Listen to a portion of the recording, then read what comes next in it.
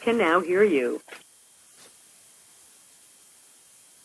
Good afternoon, everyone, and welcome to the first in a series of web seminars organized by the CUNY Citizenship and Immigration Project and the CUNY School of Professional Studies. The topic of our seminar today is Challenging Issues in Citizenship Applications. My name is Sofia Carreño, and I'll be assisting members of the audience today with their questions. Please submit all your subject-related questions to the question and answer box at the right side of your screen, and we'll address them during the Q&A section at the end of this seminar. For technical difficulties, please call 1-888-259-3826. Once again, that's the number in your screen, 1-888-259-3826. Now, without further delay, please let me introduce you to today's seminar moderator. Alan Wernick is an immigration attorney. He is a columnist with the Daily News, a professor of law at Baruch College, and he is the director of the CUNY Citizenship and Immigration Project. Good afternoon, Alan. How are you doing today? Thank you so much, Sophia. I'm doing fine, and welcome to all our seminar attendees. As Sophia mentioned, this web seminar is sponsored by the CUNY Citizenship Project and the School for Professional Studies at the City University of New York. Both of these institutions are committed to expanding services to immigrants throughout New York City. I want to tell you a little bit about both. The School for Professional Studies offers a terrific program that will advance your understanding of immigration law. We offer an immigration law studies program that is not available anywhere. If you take the introductory course in our program and 2 out of the 4 advanced courses, you will receive a New York State certificate in immigration law studies.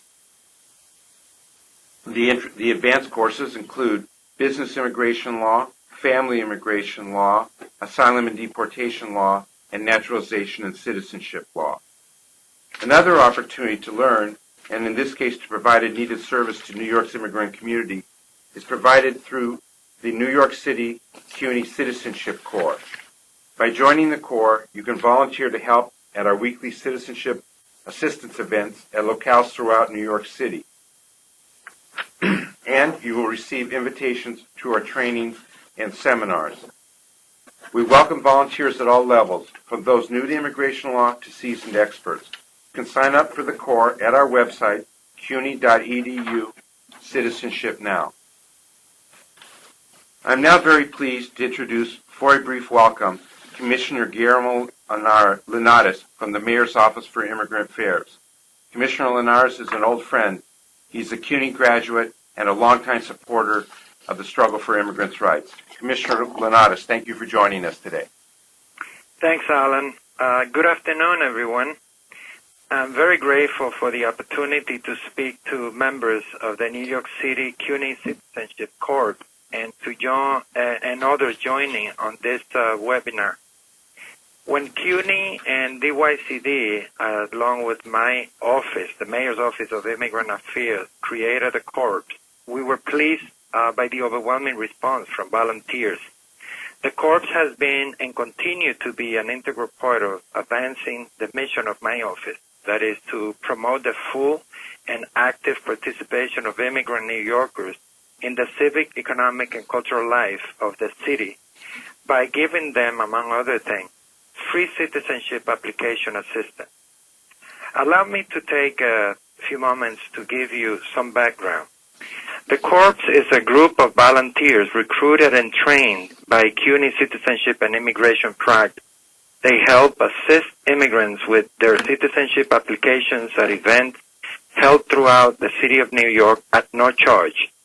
During the last fiscal year, we had 402 volunteers who participated in 87 events held by the CUNY Citizenship and Immigration Project. 38 of those events were citizenship days, held mostly on weekends. We're proud to say that those events, we helped over 1,500 individuals on their path to U.S. citizenship. For those who are not yet members of the Corps, I encourage you to join this worthy effort. I'm also glad to be participating in an event co-sponsored by CUNY School of Professional Studies. The school offers an immigration law program that allows immigration practitioners and those interested in entering the field an opportunity to broaden their knowledge of the law of immigration to provide better assistance to immigrants all over the city of New York. I highly recommend the program. Thank you to all who are participating in this web seminar and for your interest in staying updated with the immigration laws and development. It's work like this that allows immigrants in New York City the opportunity to adapt to a new life in the U.S.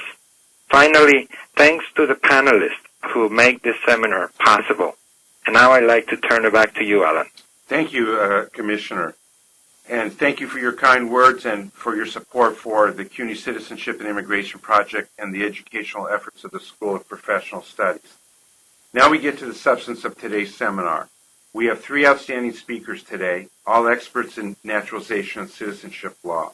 Midori Hills, Director of Legal Services of the CUNY Citizenship and Immigration Project, Luz Medrano, Directing Attorney at our City College office, and Matilda Roman, General Counsel, Mayor's Office for Immigrant Affairs. Each speaker will touch on key problem areas in meeting naturalization requirements. We will be discussing continuous residence, good moral character, the English language requirement, the civic knowledge requirement, and fee waiver rules. If we have time, I'll make some brief comments on the rules for how children acquire citizenship. That's a topic that we hope to include in a future seminar. We start with Midori Hills discussing continuous residence. She will then pass the mic to our other speakers. Please feel free to send in your questions at any time. As soon as we complete the presentations, we will answer as many of them as we have time for. Here's Midori. Thank you, Alan.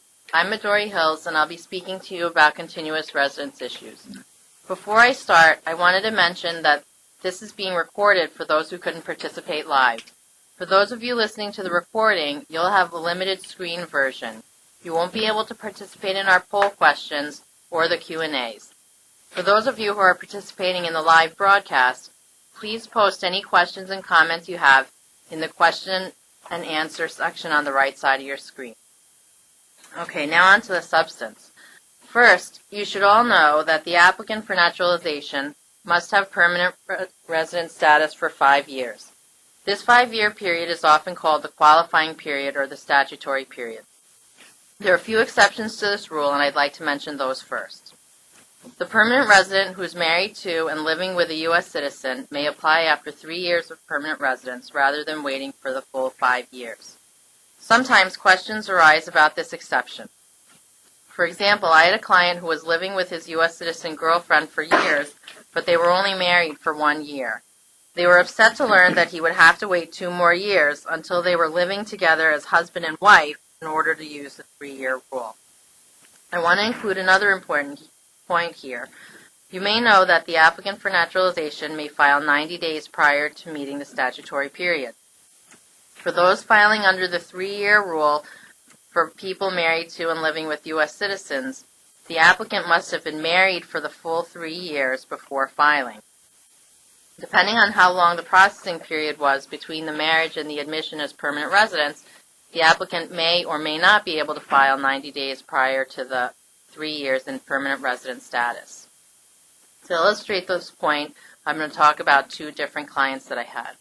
The first client, who I'll call Daisy, was in the process of having her employer file a labor certification for her. In the meanwhile, she was in H-1B status, and it took about 8 years from start to finish. At one point during this time, she became frustrated because she just couldn't believe how long it was taking, and she was impatient to marry her boyfriend already, but they were waiting to get for her to get her green card first. I asked about the status of her boyfriend because I figured if he needed to get his green card through her, they'd have to be married before her grant, but she said, in fact, that he was a U.S. citizen. They'd been living together for the past several years, but she wanted to keep her immigration status out of the relationship. In this case, once she became a permanent resident and married her U.S. citizen boyfriend, she would actually have to wait 3 years before sending out that naturalization application. In contrast to that, another client I have was living with her U.S. citizen boyfriend for several years. Separated for over a decade from his first wife, his divorce finally comes through, and he marries Rosa, the client, in 2004. At that time, he petitions for her, and she applies for adjustment of status. The processing time takes about 6 months, and she successfully obtains permanent residence. In this case, Rosa will be able to file her naturalization application 2 years and 9 months from the date that she became a permanent resident. She won't have to wait for the full 3 years because she will already have been married to her husband for the requisite 3 years. For Daisy, since she's a permanent resident first, she has to wait until she's married to a U.S. citizen for the whole 3 years before filing. The next exception I want to talk about is for those who serve honorably in the military. Those applicants may file after waiting for 3 years rather than 5 years. And during times of hostilities, which includes presently, there's no requirement for the applicant to be a lawful permanent resident. As long as the applicant was physically present in the United States at the time of induction into the military, an application for naturalization may be made. There are other notable differences in the period of time that a military applicant must show good. For example, the military applicant must show good moral character for 1 year rather than for the whole qualifying period. Another exception for military applicants is that they may be any age, and there's no state or local residency issue. Probably the biggest difference in applicants who are in the military is that they may be naturalized even if there's an outstanding notice to appear. The next exception that I want to talk about is for people who are permanent residents based on a grant of refugee or asylee status. You may know that refugees and asylees are people who have had to flee their country of origin and seek refuge here. In the case of refugees, these are people who have been classified as refugees at a site outside of the U.S. And asylees, on the other hand, are those who entered the United States first and then applied for the asylum status. For people who became permanent residents based on political asylum grants, they must wait 4 years from the grant of permanent residence rather than 5 before they send their applications for naturalization. The reason they're allowed to file a year early is that people granted political asylum status must accrue 1 year of physical presence in the U.S. before they may apply for permanent residence. When they become permanent residents, the date of their admission as lawful permanent residents is backdated 1 year from the approval of the adjustment of status application. The green card should be dated 1 year earlier than the approval date, but sometimes the service makes an error and it's not indicated. The important thing to remember is that the application may be made 4 years after the approval of the application for permanent residence, regardless of what it says on the card, because that's the date of admission as lawful permanent resident. Refugees, like asylees, may also apply for permanent resident status after 1 year of physical presence in the U.S.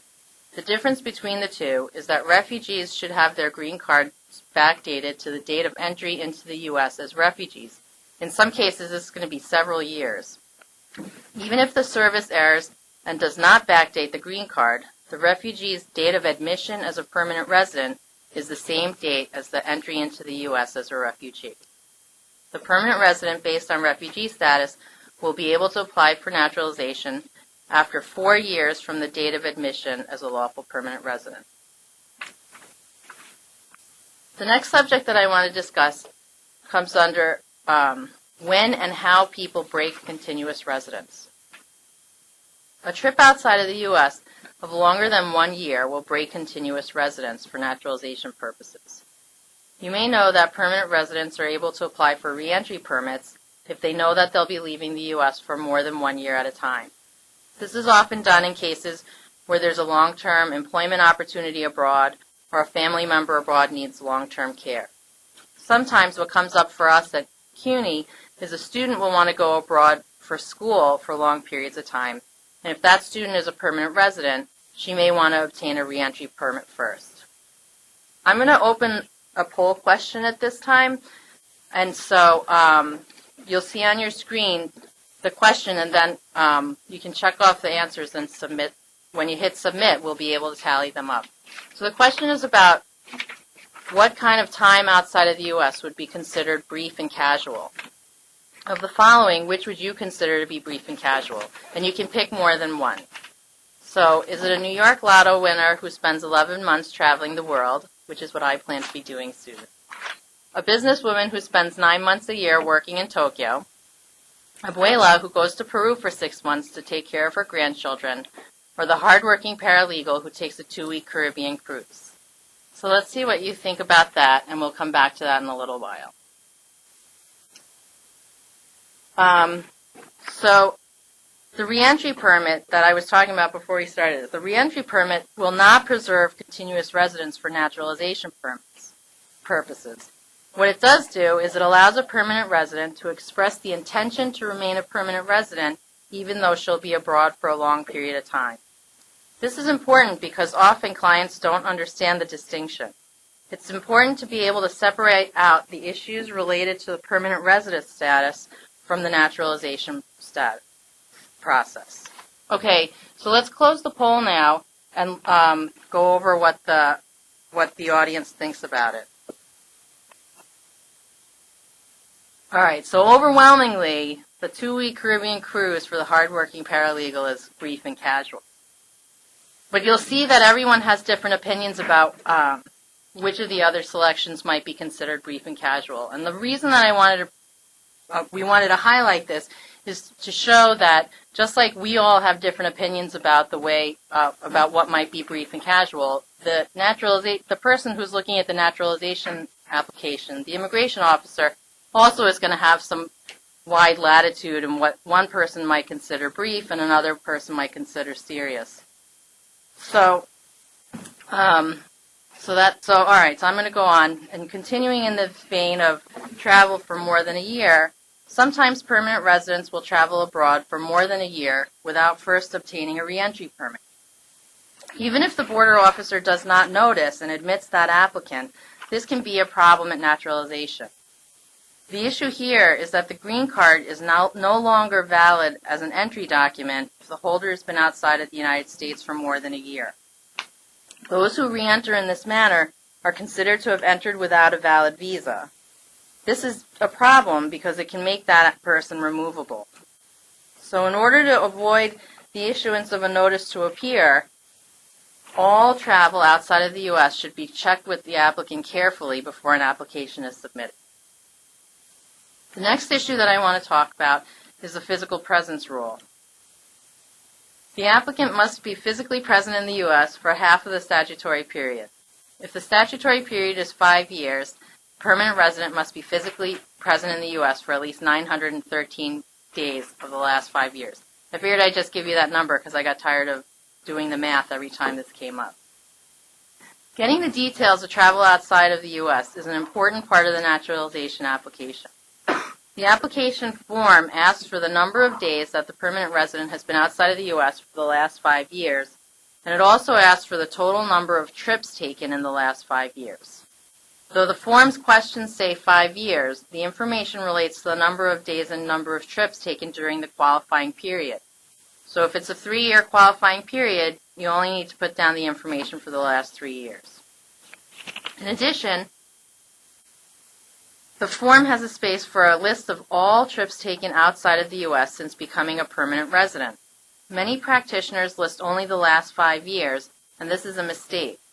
The form clearly requires all of the trips made. Often, particularly for those who have been permanent residents for a long time, putting the trips together can be a tiresome task. Older passports can often have faded stamps. Some countries stamp both entries and departures, and other countries only stamp entries. Invariably, some of the stamps are missing, and it takes a certain kind of brain to figure out how to work out all those trips. In the case that one or some of the passports are lost or missing, there are a few alternatives that you can use. Do the best that you can, and hopefully the most current passport is not the one that's missing, since you really want to be able to put down the number of days and trips taken during the statutory period. If the passports that you have establish a pattern, for example, every year at Christmas the person travels for 2 weeks, and every summer they're to take a 4-week vacation, you can provide a statement that says something along the lines of, I lost my passport that covers the years 1987 to 97, but you will see that I only traveled for 2 weeks every winter and 4 weeks every summer. I've never been out of the U.S. for more than 1 year since becoming a lawful permanent resident. So a statement like that will be able to show that the applicant is still eligible for naturalization, and in that way some of the travel dates may be approximated. Okay, at this point I want to introduce the next poll question. When calculating the days an applicant has been abroad, what alternatives are there when passports are missing? And again, in this case, you can select all of the answers that you think apply. All right, so we'll give you a little time to do that. And I just want to I have a little warning for everyone about the computer age. The advances in technology have really brought a lot of great advantages. And one of the big advantages to the government is that they are much better at tracking people's entries and exits from the U.S. now. If there are any consistencies between the government's records and the application, the Immigration Service may require further documentation.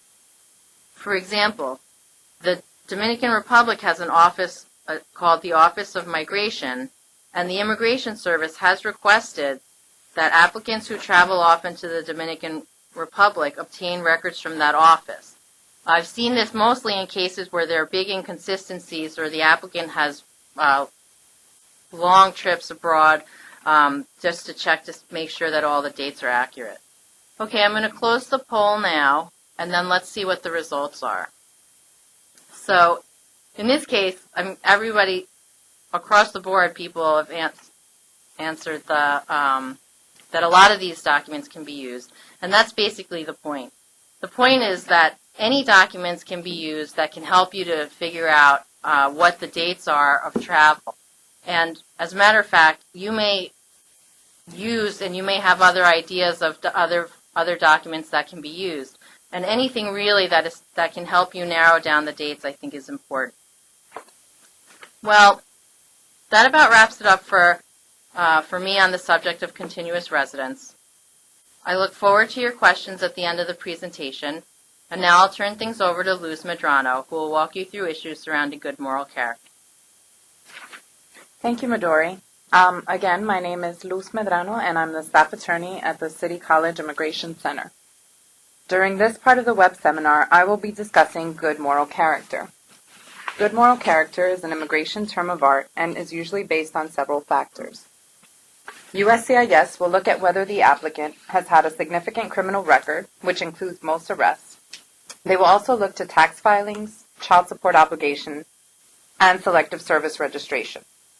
I'll go through each of these in detail and discuss specifically what USCIS is looking for.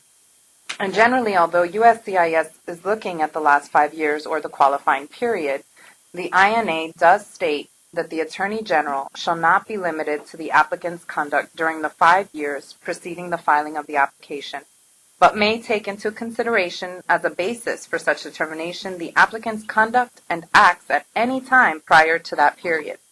For this reason, it is extremely important to ask whether any of the following circumstances have ever arisen for your clients. The first topic in our discussion of good moral character is criminal records. It's very important to ask if your client has ever been arrested, ever been in jail, ever been held by any official, ever been fingerprinted, to get down to the true answer of whether your client has ever been arrested. Many clients do not realize they were arrested if they spent only 2 hours in booking. Also, some may not be aware that they have a conviction because they never spent any time in jail. That's why it's really important to ask every possible question you can to get down to the bottom line. If the bottom line is that your client has been arrested, then they should speak with an immigration expert before submitting their application for naturalization. Some crimes can make a legal permanent resident ineligible for naturalization. Some may make them removable and others inadmissible. When you begin working with someone who has had a criminal case, you should always try and get a certificate of disposition for any and all arrests. These can be obtained at the criminal court of the county in which your client was arrested. This certificate will show that what your client was arrested for and possibly convicted on. For immigration purposes, crimes may be considered either a crime involving moral turpitude or an aggravated felony. Moral turpitude is conduct or behavior that's reprehensible in its own right. It's an indication of inherent baseness or depravity of character. A crime involving fraud or dishonesty will usually be considered to involve moral turpitude. A crime involving moral turpitude may make a person ineligible for naturalization and could possibly result in deportation. A conviction of a crime involving moral turpitude during the qualifying period can and generally will lead to an adverse finding of good moral character. If a person was convicted of an aggravated felony on or after November 29, 1990, on the other hand, they will be permanently barred from applying for naturalization. An aggravated felon is a person who's been convicted of one of several serious crimes, especially crimes involving drugs and violence. If an applicant was convicted of an aggravated felony before November 29, 1990, he or she may be able to show good moral character. However, because the finding of good moral character is discretionary, he or she may be considered removable based on the aggravated felony and may be put into removal proceedings. Again, even though we're generally talking about events in the qualifying period, USCIS may take into account any conduct it deems relevant to determine good moral character.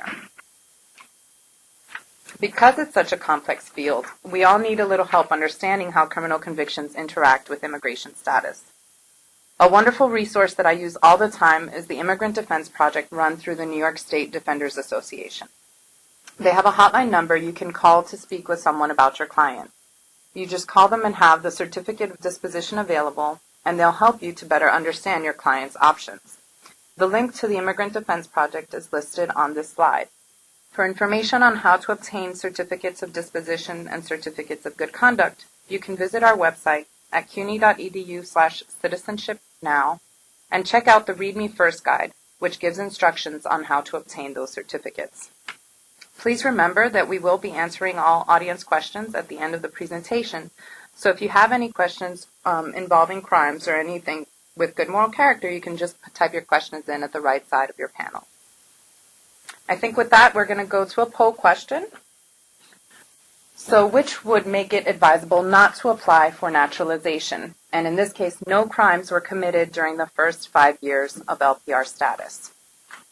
Now, while you're answering that question, I'll just give a little client story about someone who had several drunk driving arrests and maybe 1 or 2 convictions, all past the 5-year period. So in the last 5 years, they had nothing, but previously they had other things. That person's application for naturalization kept getting denied. Immigration found that they lacked good moral character, even though the events were outside of the qualifying period. So sometimes it is important to look at the client's entire case file. So let's take a look at the answers, what people have answered. And in general, I see that people have given different answers, and that's exactly what this is for. I mean, I think that obviously the burglary in 2004 is a conviction in the last 5 years, and that would probably be a crime involving moral turpitude and obviously find against good moral character. But all of these could trigger some kind of inquiry, depending on when they occurred. So thank you for answering our poll question, and I think what we're going to move on to the next section of good moral character, which involves taxes and tax filings. The USCIS considers compliance with tax reporting to be a good indicator of good moral character. Applicants who have worked and are required to file taxes must produce copies of tax returns filed during the qualifying period. Those people who are not obligated to file must submit proof that they are not required to file tax returns. A little practice pointer, though, for those people qualifying for naturalization under the shorter 3-year period, they should make sure that they've filed their taxes either married filing jointly or married filing separately. If they filed head of household or single, USCIS will not allow them to qualify under the 3-year rule And actually, USCIS may look back to the adjustment case to ensure that this was not a case of marriage fraud. Applicants who currently owe back taxes usually must show proof that they've entered into a payment plan with the IRS and that they make regular payments in accordance with the plan. We'll be sending all participants of the webinar a list of resources for help with tax issues, and everyone will receive this list at the end of the webinar. The next section of good moral character is child support. You must show that you're current with your child support obligations to demonstrate that you have good moral character. So then non-payment of child support obligations will generally lead to a negative finding of good moral character. Applicants who have children who do not regularly reside with them should bring proof that they provide support, such as canceled checks, bank statements, money order receipts, and demonstrate that they make regular payments to the child's custodial parent. I think any proof you have should be fine. Finally, Selective Service registration is also an indicator of good moral character. All males present in the U.S. between the ages of 18 and 25 must register with the Selective Service. The Selective Service replaced the draft and is a record-keeping mechanism for the federal government in the event that they reinstitute the draft. USCIS takes the position that those who knowingly and willfully decide not to register do not have good moral character. The only exception to those people who have to file are those people who are in the U.S. in lawful non-immigrant status. That would be someone here on an F visa or an H visa, for example. However, if they fall out of status under that visa, then they become subject to the registration requirement. If an applicant is over 26 years old, he is no longer able to register with the Selective Service. If he wishes to apply for naturalization, he'll have to explain to USCIS that he did not register, but that he did not do so knowingly and willfully. He should also state that had he known of the requirement to register, he would have done so. For applicants between the ages of 26 and 31, or 29 if they're qualifying based on the 3-year period, those applicants should be advised that a statement explaining the failure to register does not guarantee that the USCIS will excuse that failure. Because the failure to register falls within the qualifying period, some USCIS officers will deny the naturalization application, and applicants must wait until the 5-year period is over, or the 3-year period, depending on which one you're qualifying for. So with that, I think we'll take our last poll question regarding good moral character. If you could just submit your answers. So, criminal issues are not the only problems in finding good moral character. Which of these would likely lead to a negative finding?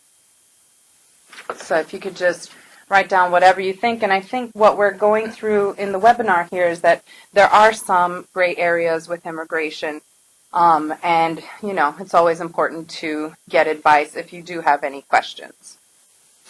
I think with that, we're going to try and close the poll, if we can. Just a quick poll. And, okay, so I know that people probably didn't get enough time to answer, but I think the majority of people here have put that Sue pays her taxes yearly, but underreports by a large margin.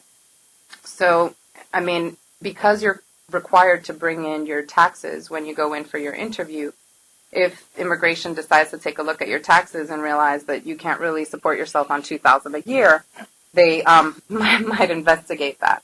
I think, you know, the fact that May drinks during lunch and first thing in the morning might make her a habitual drunkard.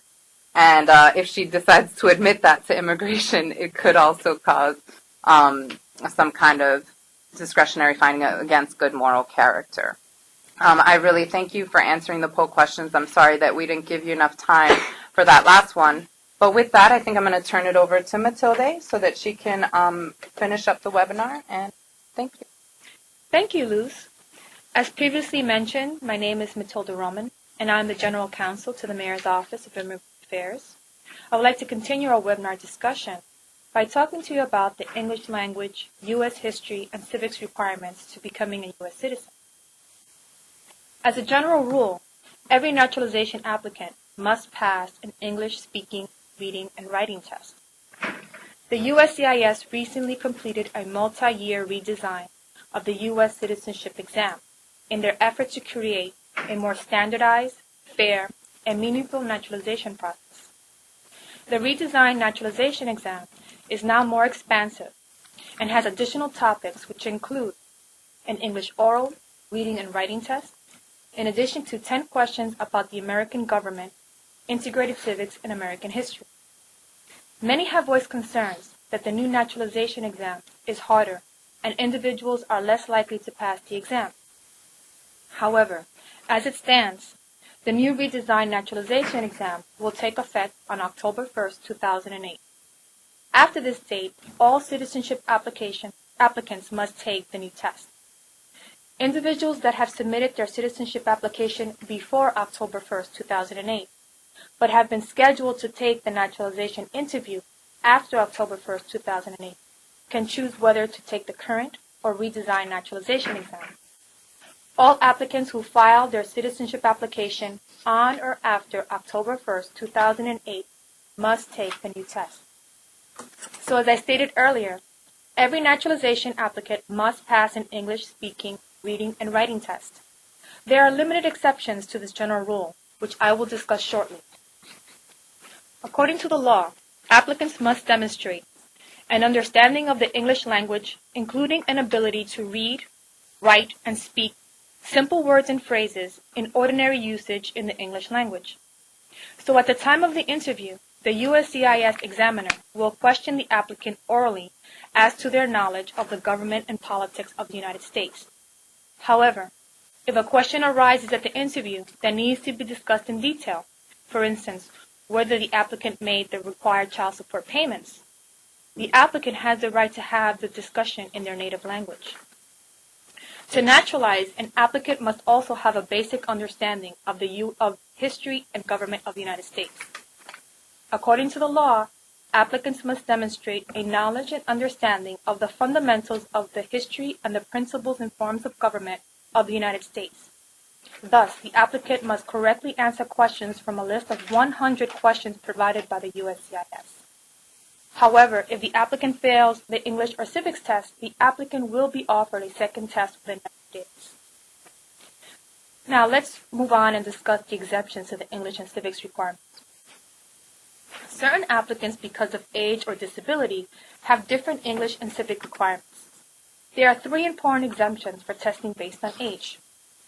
The first one would be if an applicant is over 50 years old and has lived in the United States as a permanent resident for a period totaling at least 20 years, the applicant does not have to take the English test. The applicant does, however, have to take the civics test in their language of their choice. If the applicant is over 55 years old and has lived in the United States as a permanent resident for periods totaling at least 15 years, the applicant does not have to take the English test, but the applicant does have to take the civics test in the language of their choice. Thirdly, if the applicant is over 65 years old and has lived in the United States as a permanent resident for periods totaling at least 20 years, the applicant does not have to take the English test, but the applicant will have to take a simpler version of the civics test in the language of their choice. The simpler version consists of answering only 6 out of the 10 simple questions from a list of 25. So just to recap, if an applicant qualifies for any of the age exemptions I just mentioned, although the applicant is exempt from the English component, the applicant must still pass a civics and history test, but the USCIS will test the person in their native language. To qualify for one of these exemptions, an applicant's time as a permanent resident does not have to be continuous. Applicants are eligible for the exemption as long as their total time residing in the United States as a permanent resident is at least 15 or 20 years. I have seen many cases where becoming a naturalized citizen is not easy, but necessary in order to retain Supplemental Security Income, SSI. About a year ago, our office had a hand in assisting Selma, a 65-year-old Bosnian refugee who fled violence in the late 1990s. Like many other low-income elderly refugees, she relied on Supplemental Security Income to support herself.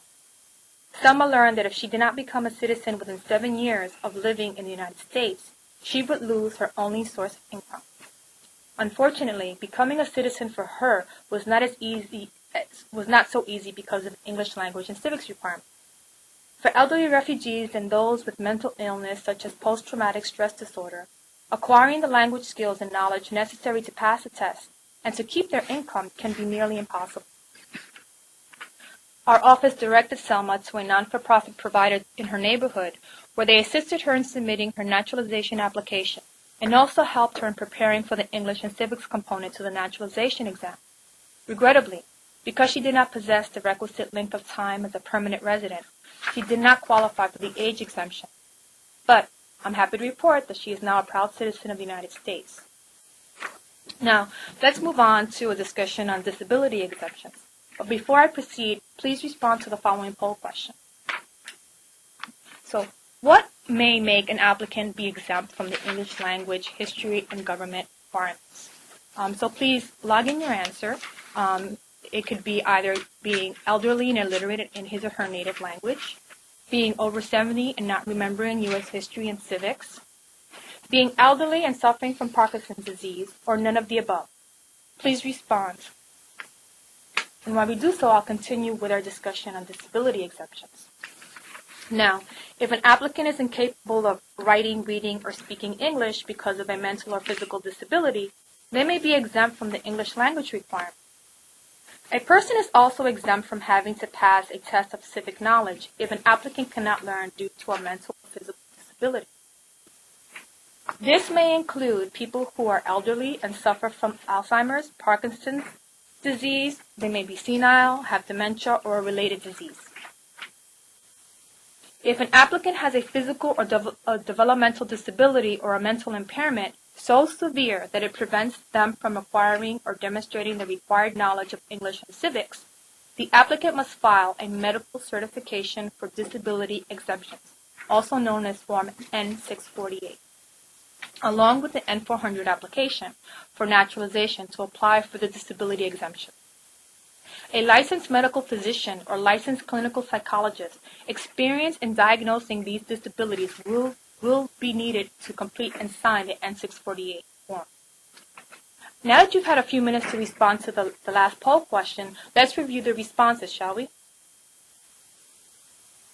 And looking at this, I see that many of you have answered that being elderly and suffering from Parkinson's disease would give that individual all the requisite exemptions for disability waiver.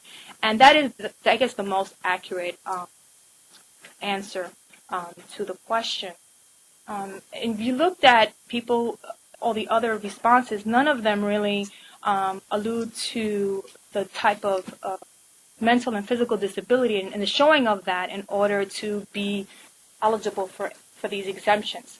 So if you can move on, and we'll continue with discussion on disability waivers. In order to qualify for these exemptions, the licensed doctor must link the physical or mental impairment or disability with the applicant's inability to demonstrate the required knowledge of English and civics for naturalization purposes.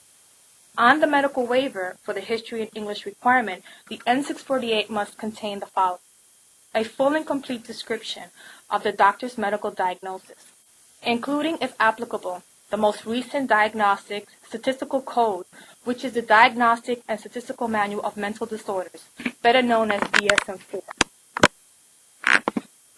It may also include an explanation of how the disability or impairment affects the applicant and prevents him or her from learning or demonstrating knowledge of English and/or U.S. history and government, and the doctor's conclusion whether the applicant is able to learn or demonstrate knowledge of English and/or U.S. history and government. The USCIS should not require doctors to provide an explanation of how they reached their diagnosis or the laboratory techniques used. However, the USCIS does reserve the right to request documentation if the interview raises questions about the extent of disability. The focal point in determining whether the waiver should be granted should be the nexus between the disability and the applicant's ability to learn or demonstrate knowledge of English and U.S. history and government. The applicant must still meet the moral character, residency, and other requirements to naturalization. However, the AG is authorized to waive the oath if the person is unable to understand or communicate the meaning of it. The USCIS has determined that it is appropriate to permit a designated representative of a person who is developmentally or physically disabled or suffering from a mental impairment to complete the N400 examination, including the oath, by attesting orally and through affidavit and submission of documentary evidence that the person qualifies for naturalization. The designated representative may either be a legal guardian or court-recognized surrogate, or in the absence of such guardian or surrogate, a U.S. citizen's spouse, parent, adult son or daughter, or adult brother and sister. A licensed medical doctor or a licensed clinical psychologist must provide an evaluation attesting to the severity of the applicant's impairment and how it affects his or her ability to take the oath. And just to state this as an example, there was a case that our office had handled where there was a 28-year-old gentleman from the former Soviet Union who needed to file for a disability waiver.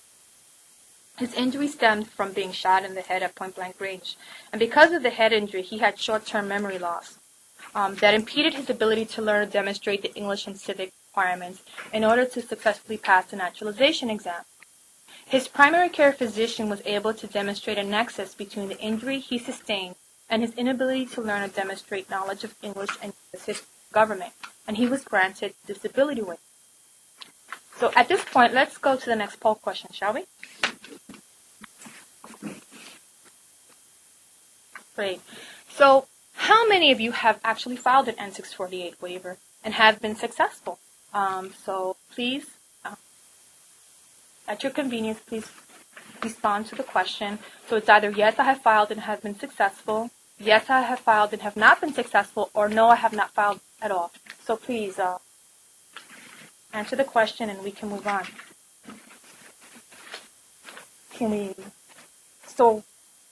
Great. I would like to, do we have enough time to, great. So many of you have not filed for N648. And there's been about 26% of you that stated that you have filed and have been successful, which is great because N648s are very difficult. And sometimes a good point is to work with the primary care physician or the clinical psychologist and working with them in establishing the nexus in order to successfully file and get approval for the N648. And that can be tricky at times. So let's close the poll and move on to the next subject, which is fee waiver applications.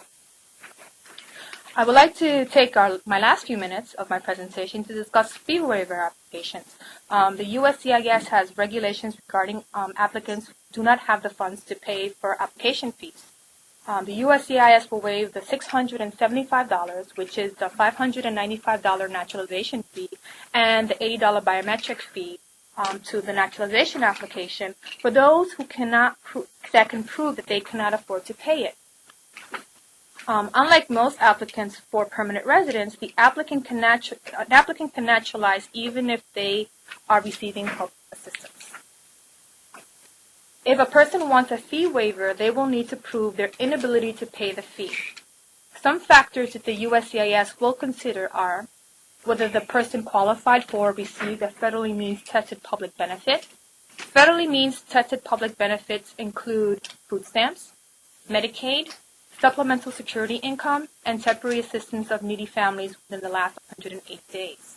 Another factor that will be considered is whether the income the applicant reported to the Internal Revenue Service for the most recent tax year is at or below the federal poverty level. Whether the applicant is disabled. Now, the disability should have been previously determined by the Social Security Administration, Health and Human Services, Veterans Administration, Department of Defense, or another federal agency. Humanitarian or compassionate reasons, either temporary or permanent, which justify the granting of a fee waiver request, may also be considered by the service. The USCIS gives the example of applicants who are temporarily destitute, applicants that do not own, possess, or control assets sufficient to pay the fee without causing substantial hardship, or applicants on a fixed income and confined to a nursing home. Any other evidence or factors will be considered by the USCIS that may establish an applicant or petitioner's inability to pay the required filing fees. A worksheet detailing monthly income and expenses should be submitted along with proof of the necessity for the fee waiver. Proof of receipt of public benefits or other government aid should be submitted as well. Though not specifically required, a showing of an inability to earn in the future will lead to a more favorable conclusion by the service. In other words, full-time students working part-time may apply for a fee waiver but may not be as successful as retired senior citizen or someone with a long-term disability, which will prevent that applicant from future work. So before I finish, let's look at the response to the disability waiver question that was posed to you earlier. So how many of you have filed the N648 waivers and have been successful? Many of you haven't. Again, I like to stress the importance of forming the nexus between the impairment and the inability to learn the English and civics requirement. I would also like to emphasize that if you haven't and don't have the requisite knowledge and to file these N648 waivers, that the CUNY centers actually will provide these services to people who are looking for fee waivers. So go to one of the CUNY centers, and for those who are seeking this, or refer them to one of the CUNY centers because they have people who are experts in filling out these fee waiver applications. So before I conclude, I'd like to thank all of you for allowing me to provide you with an overview of the English, U.S. history, and civics requirements to naturalization and the exemptions of these requirements. And at this time, I'd like to turn it over to Alan Warnick. Thanks, Matilde. Thanks also to Luz and Midori. Those were really terrific presentations. In just a moment, we're going to get to some of your questions. Before we do that, I just want to talk a little bit about how children get U.S. citizenship. Of course, you have to be 18 to apply on your own, but children can get citizenship through the citizenship or naturalization of a parent. We hope to, as I mentioned, we hope to devote a future seminar entirely to this topic. But for today, I just want to make a few points. First of all, the laws regarding citizenship for children have changed often in past years. To determine whether a child became a U.S. citizen or through at birth or through the naturalization of a parent, you often need to check prior law.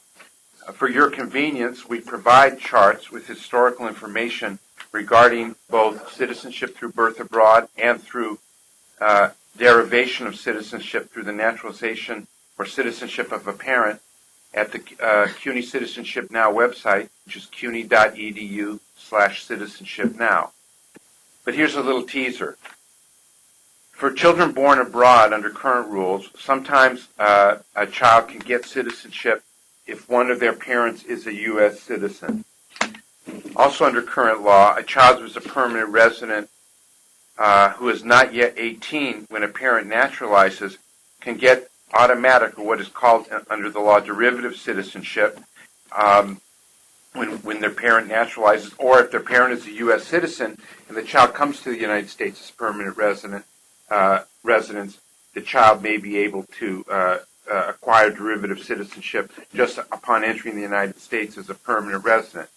One thing about derivative citizenship is that if a child gets derivative citizenship, he or she need not get a certificate from the Immigration Service. You can get a certificate, and it can be useful for certain things like certain jobs, for instance, becoming a police officer. Sometimes they want to see the naturalization certificate, or sometimes the immigration when you're petitioning for a relative. But actually, a U.S. passport is valid for all purposes. Should be valid, although it's not always accepted. So if you are a derivative citizen, that is, you became a citizen, one of your parents naturalized before you were 18, and you were a permanent resident before you became 18, you can just go right ahead and get a U.S.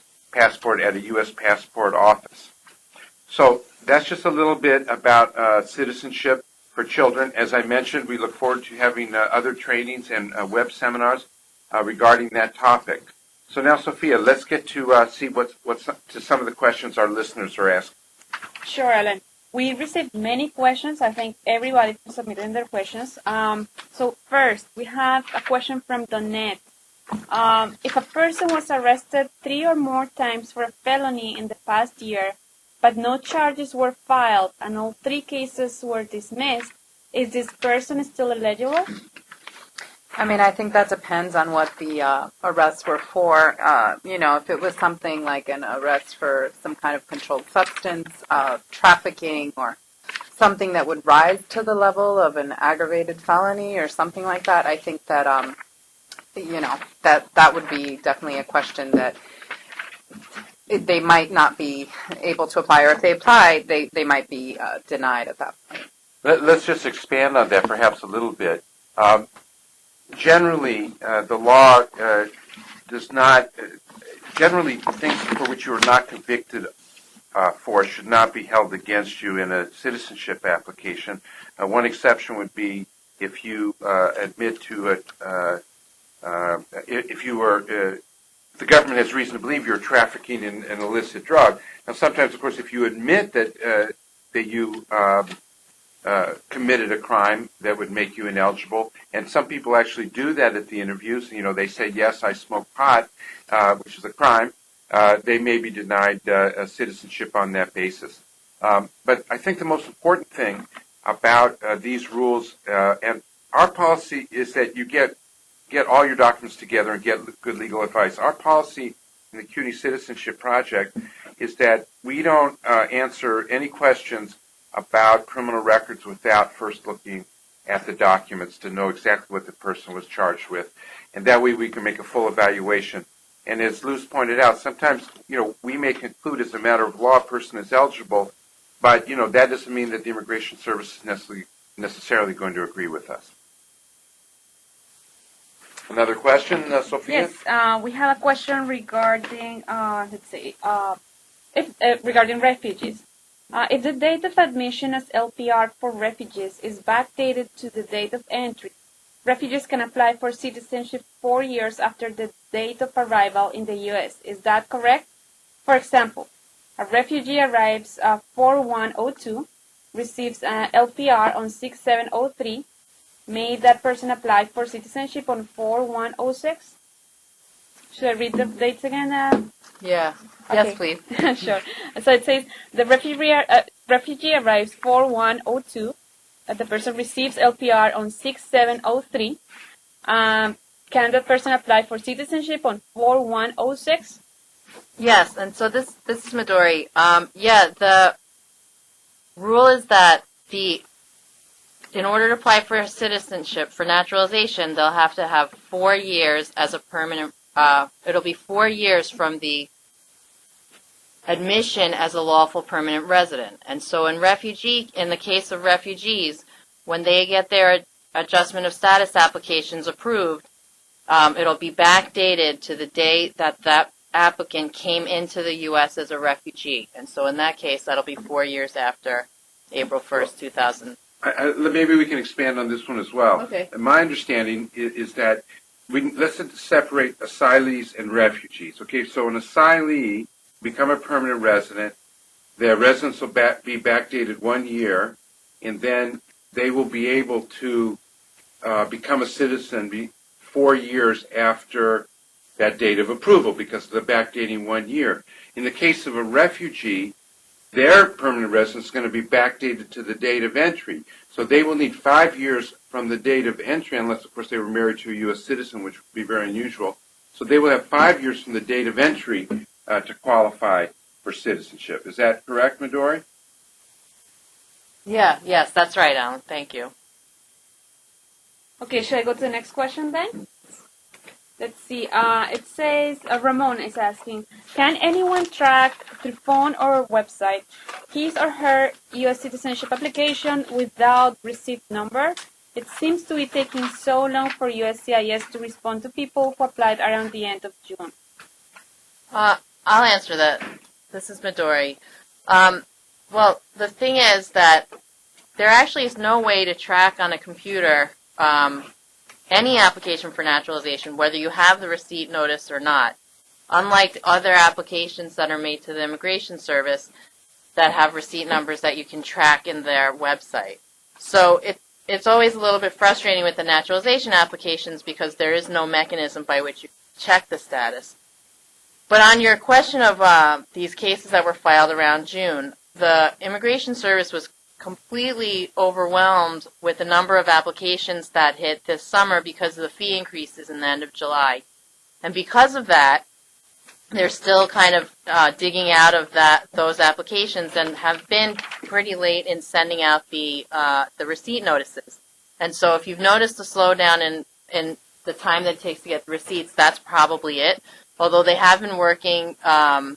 I think they got approved for some overtime, so that should be evening out fairly soon. Okay, so what else do we have? So we have now a question from Gemma. Can you give any guidance on obtaining a successful fee waiver and expedite for naturalization case? The client has denied Social Security benefits over a year ago, and is suffering from severe financial hardship since then. Well, as I said, fee waivers are really hard, and the USCIS has a very stringent approach to approving fee waiver cases. And so in order to successfully obtain a fee waiver, you really have to itemize the person's expenses and what they're bringing into the household to make a determination of whether or not that individual would merit a fee waiver before you even apply. And I'll say this for the very reason that a fee waiver application will significantly delay the processing of the N-400 application. And at the end of the day, if the service determines that the fee waiver application is not, they don't grant it, the problem is that the person will still have to pay the required, $675, and the person will have, months in the process of applying. So in order to really be successful in fee waivers, you really have to look at what the client is bringing into the household and itemize. Also take note that if there is an inability for the applicant to find the fee, maybe through a sister or an aunt, or a third, a cousin, they will also consider that in making a determination. So it's not just simply the income that's being generated and the expenses going out into this household. They're going to also look at maybe other household members. They're also going to consider an inability for them to borrow the money before they grant this fee waiver. Okay, now we have another question regarding arrest. So, Luz, it says, what do we do when a person that was arrested once wants to apply for citizenship? I'm sorry, what do we do when a person that was arrested once wants to apply for citizenship? Yes. So what I tell people when they come to me and tell me they've been arrested is I tell them to go to the criminal court, the county in which they were arrested, to obtain a certificate of disposition.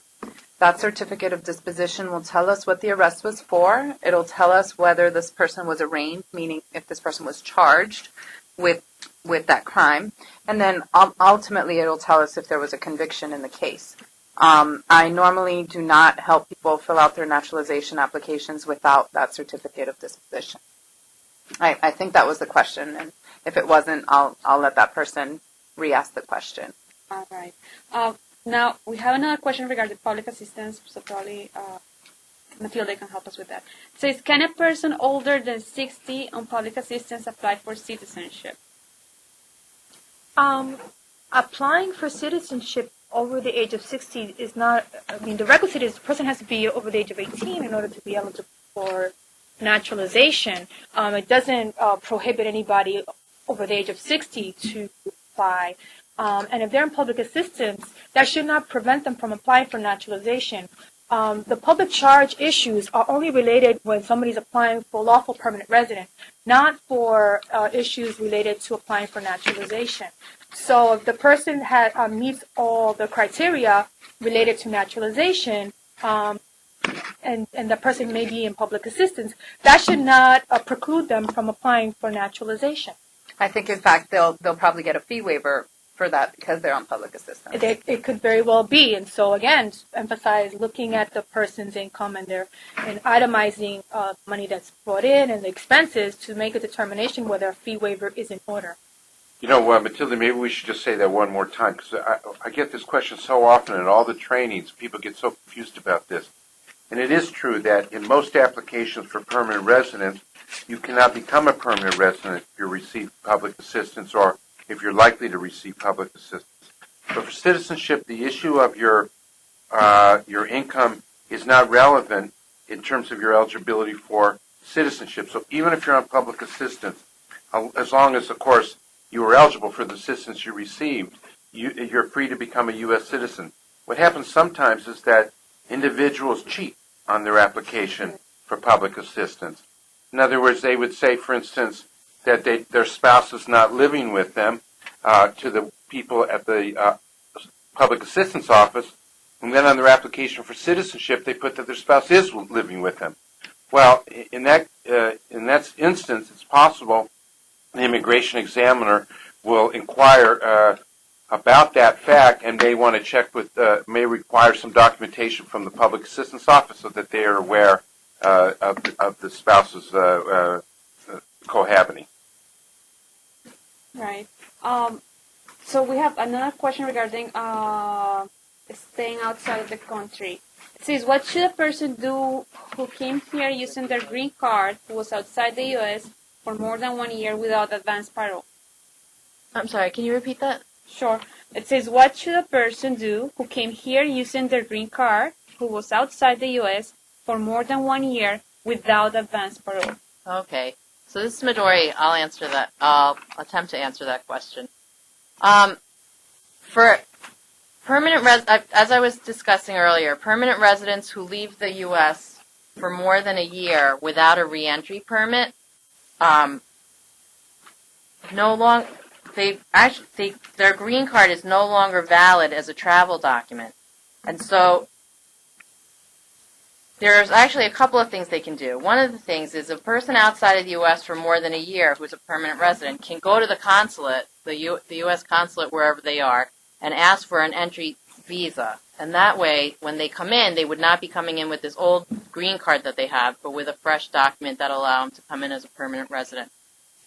If they don't do that, and they come in with their old green card, it's possible that at the border or at the airport, they'll just be admitted because the officer might not realize that the person's been out for more than a year. This can be a problem because that person has not made a valid entry according to the immigration. What that means is if that person comes in to have a consultation with me, my advice is to check out what other family members that person has in the United States and whether those family members could be considered immediate relatives who are U.S. citizens. And the reason I think that's important is because the person will probably want to have this backup of having the possibility of being applied for, being petitioned for by that immediate relative. So in the event, because that person has come in without a valid entry document. So I hope that answers the question. Okay. Another question. It says, if a person's naturalization application based on asylum was denied because he did not provide tax returns, can he reapply, and how soon? Does CIS always require tax returns to be brought to the interview? I mean, when I discussed this in part of the webinar, which was that USCIS will generally ask you to bring in your taxes for your interview. They do often send you a list of documents that they are asking for. So if you have any arrests in the last 5 years, they'll ask for your certificates of disposition. They'll ask for a good conduct certificate. And I think, we went over it in that taxes are an indication of good moral character. So, yes, they should bring their taxes with them, and yes, they should file, and once they file, then they can reapply. I wouldn't suggest reapplying if they just didn't do anything and waited 5 years. Oh, if I could, this is Midori, I just want to add to that. A lot of times questions come up in all kind of different contexts about what documents should I bring to the interview, and, do I have to bring this and do I have to bring that? And my answer is always that, it's just paper, and so I would rather go err on the side of caution and bring everything. And then, you're only going to be showing the officer what they're asking for, but at least if they ask for things that you weren't expecting, if you brought everything, you might have it with you instead of having the delay of having to have something rescheduled or potentially having a case denied because you didn't have the document that they wanted. So that's my usual thing is to, bring everything and let them sort out what they want to see. All right. What else do we have? Is there any special exception and/or privilege at the moment of the N400 interview for a religious worker? It says a priest who is applying for his naturalization, for instance.